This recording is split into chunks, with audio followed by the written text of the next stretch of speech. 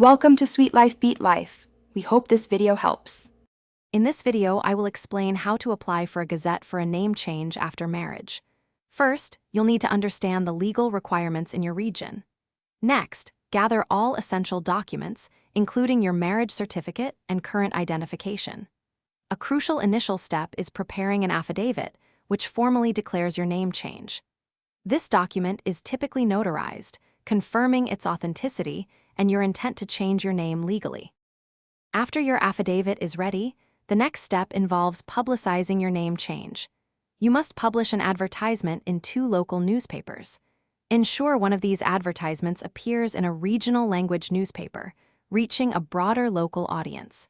It's vital to keep multiple copies of these published advertisements, as they serve as essential proof for your Gazette application.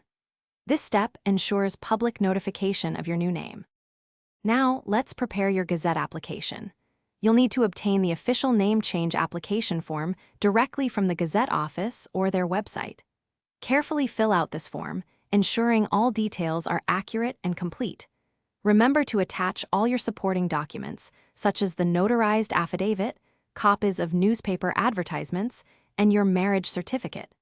Double-check everything before submission to avoid delays. Finally, it's time to submit your application.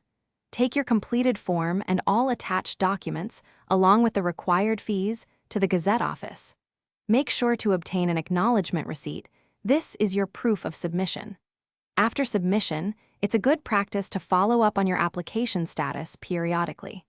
The Gazette notification officially publishes your name change, making it legally recognized for all future purposes. Thanks for watching. Consider subscribing if we helped you.